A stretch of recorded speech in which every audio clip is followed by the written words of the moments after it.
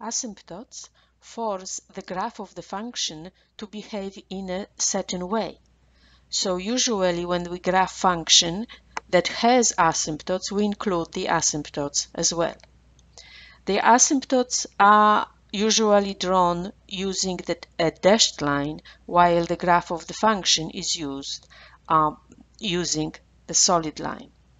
Therefore, if we have a graph of a function, it is relatively easy to recognize the asymptotes on this graph.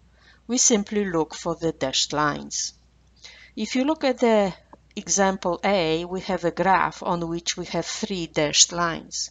There are 2 vertical lines. Here is one, here is another one, and there is one horizontal line. Those lines, if you examine the behavior of the function, these are asymptotes of that function.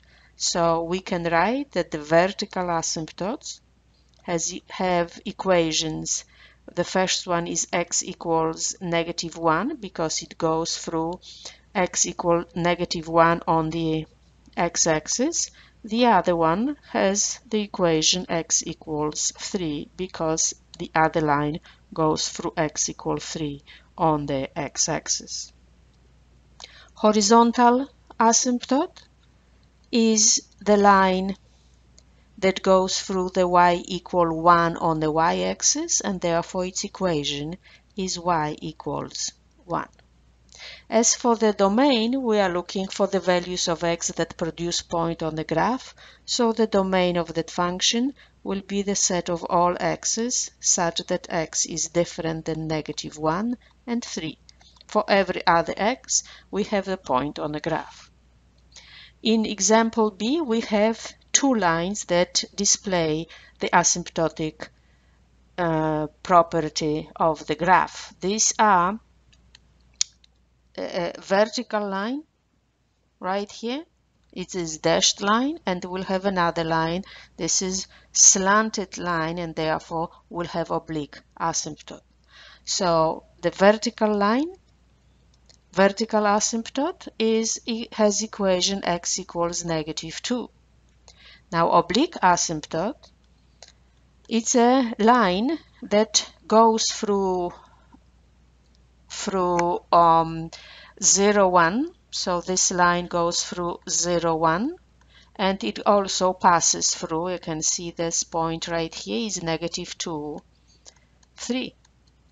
And therefore this is the line. We can find the slope of that line. Slope of that line m is going to be -1, and equation therefore is going to be y equals the slope -m times x plus the y-intercept, which is 1. So this is the equation of the oblique asymptote.